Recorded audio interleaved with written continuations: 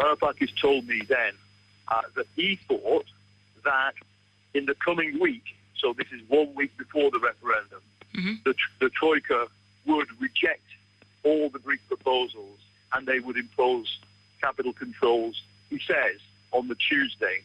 Now, of course, that didn't happen because, in fact, they spent the entire week in Brussels at a negotiation, and it was only when Mr. Tsipras left the negotiation on the 26th of June that we get the capital controls imposed. So Varoufakis at that time was preparing to deal with that.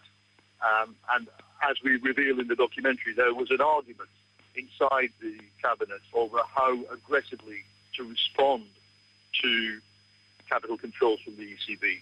It's absolutely clear that they were preparing that if the Troika rejected their offer, they were preparing for there to be capital controls. No minister, no finance minister in the world goes into a negotiation like that without preparing for the possibility of capital controls.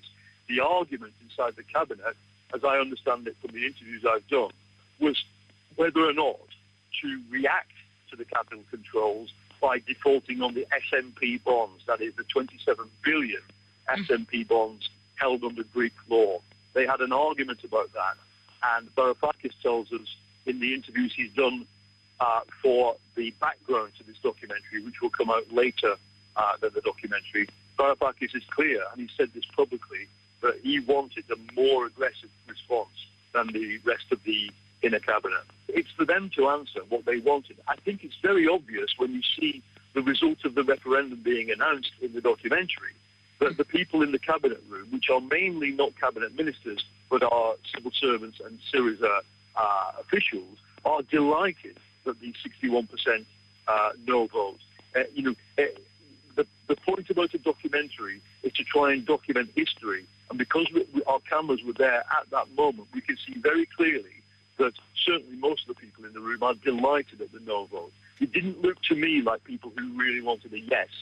You've talked to the Prime Minister after the no vote. He was happy about the result? If you ask me, how did he look and sound on the night of that referendum victory? He sounded happy, although he was concerned about clearly what would happen next, as anybody rational should be. Tsakalotos has been very clear with us throughout the documentary that it was impossible to read what the lenders wanted. He says to us again and again, you have to believe what they say. When they say they want a compromise deal and they don't want to smash Syriza, they don't want to destroy Greece, and they want to keep Greece in the Eurozone, you have to believe them. Unfortunately, on the last day, the message from the lenders changed to this one of temporary Grexit.